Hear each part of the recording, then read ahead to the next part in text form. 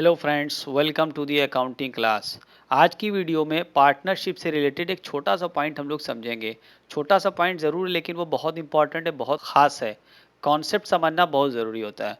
देखिए, पार्टनरशिप में जब कोई पार्टनर आता है तो ये बात आपको पता है कि वो फर्म को कैपिटल देता है, ठीक है। लेकिन कभी कभी कोई पार्टनर किसी फर्म को लोन भी देता है। अब सवाल यहाँ पर ये है कि कोई पार्टनर जो फर्म को कैपिटल दे रहा है वो भी मनी के फॉर्म में दे रहा है, दूसरी जगह वो जब लोन दे रहा है तो वो भी मनी या कैश के फॉर्म में दे रहा है। तो हम कैसे डिफरेंशिएट करेंगे कि कौन सा अमाउंट कैपिटल है और कौन सा अमाउंट लोन है? यानी हम कैसे ये कहें कि ये अमाउंट जो दिया है उसने उसको कैपिटल माना जाएगा और वो अमाउंट जो दिया है उसने वो लोन माना जाएगा? तो पार्टनर का लोन या पार्टनर का जो कैपिटल है उसमें कोई फ़र्क होना चाहिए, उसका कोई बेसिक पॉइंट होना चाहिए। तो वो कौन सा पॉइंट है जिसकी वजह से हम किसी एक को हम पार्टनर्स कैपिटल कहते हैं और दूसरा अमाउंट जो वो लोन के तौर पर देता है उसे हम लोन कहते हैं? तो क्या वजह होता है, आज की वीडियो में हम लोग यही देखेंगे कि पार्टनर्स का जो लोन अकाउंट है और जो पार्टनर्स का कैपिटल अकाउंट है, पार्टनरशिप फर्म के पॉइंट ऑफ व्यू से इन दोनों में क्या डिफरेंस है। तो चलिए शुरू करते हैं वीडियो।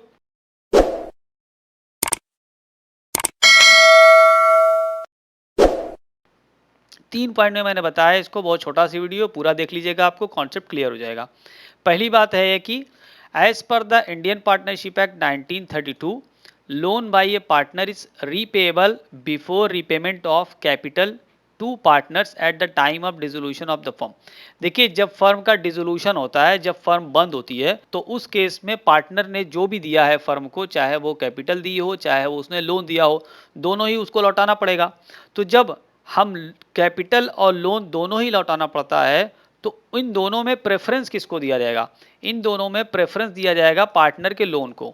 तो एक तो डिफरेंस ये हो गया कि पार्टनर्स की कैपिटल और पार्टनर के लोन में जब रीपेमेंट करने की बारी आएगी तो पहले लोन अदा होगा, किसी पार्टनर का लोन पहले अदा होता है और जब लोन अदा हो जाता है तब हम कैपिटल अदा करते हैं। अब सवाल ये आ रहा होगा कि लोन अदा क्यों होता है, पहले मैं उसको बता देता हूँ।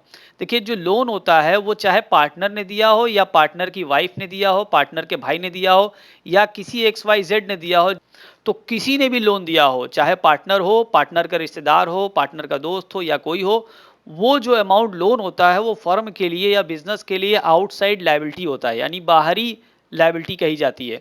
और कोई भी जो आउटसाइड लायबिलिटी होती है उसको पहले अदा करना चाहिए, जबकि जो कैपिटल होती है उसको हम लोग इंटरनल लायबिलिटी कहते हैं और इंटरनल लायबिलिटी हमेशा बाद में चुकाई जाती है। तो इसी वजह से जो कैपिटल है फर्म की, जो पार्टनर्स की कैपिटल है, पार्टनर्स की कैपिटल को डिसोल्यूशन के केस में हम बाद में लौटाते हैं, लोन को पहले लौटाते हैं, क्योंकि लोन एक एक्सटर्नल लायबिलिटी मानी जाती है, भले ही वो पार्टनर का ही लोन क्यों ना हो। दूसरा जो डिफरेंस है वो ये है, in the absence of any agreement, अगर पार्टनर्स के बीच में कोई एग्रीमेंट ना हो यानी पार्टनरशिप डीड न बनी हो तो क्या होगा?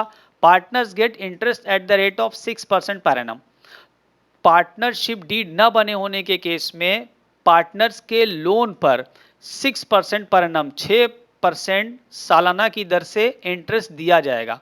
अगर कोई एग्रीमेंट नहीं हुआ है पार्टनर के बीच में तो ये बात अंडरस्टूड है, ये बात मानी हुई है कि किसी भी पार्टनर के लोन पर उसको 6% इंटरेस्ट फर्म को देना पड़ेगा, ठीक है। जबकि पार्टनर्स का जो कैपिटल होता है, पार्टनर ने जो कैपिटल लगाई है, उस कैपिटल पर किसी भी पार्टनर को कोई इंटरेस्ट नहीं दिया जाएगा। कैपिटल पर इंटरेस्ट तभी मिलता है जबकि पार्टनरशिप डीड में लिखा हो, और अगर पार्टनरशिप डीड ही नहीं बनी तो फिर लिखने का कोई सवाल ही नहीं हो रहा है।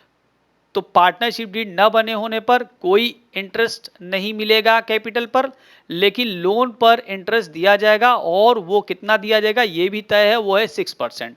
तो एक तो डिफरेंस ये हो गया इंटरेस्ट के पॉइंट ऑफ व्यू से, और एक आखिरी डिफरेंस भी हम लोग देख लेते हैं। देखिए, partners loan account will have always a credit balance. जब हम पार्टनरशिप फर्म की बात करेंगे तो फर्म के पॉइंट ऑफ व्यू से जो पार्टनर का लोन है वो फर्म के लिए क्या है? External liability. अभी आपको मैंने बताया, तो पार्टनर्स का लोन फर्म के लिए एक्सटर्नल लायबिलिटी है और लायबिलिटी का बैलेंस क्या होता है? लायबिलिटी का बैलेंस हमेशा क्रेडिट होता है, ठीक है।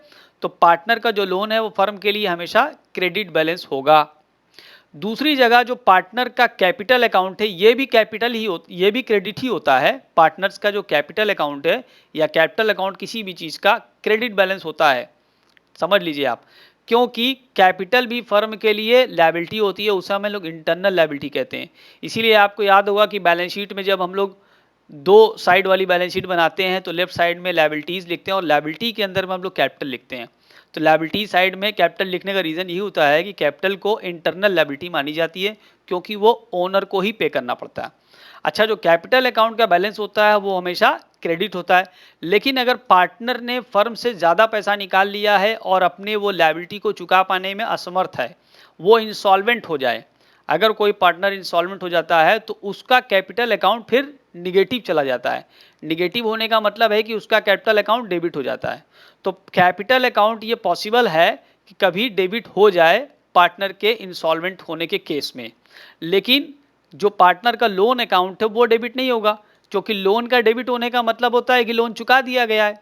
इसलिए पार्टनर का लोन को हमेशा हम लोग क्रेडिट बैलेंस ही रखेंगे, उसका एक ही बैलेंस है।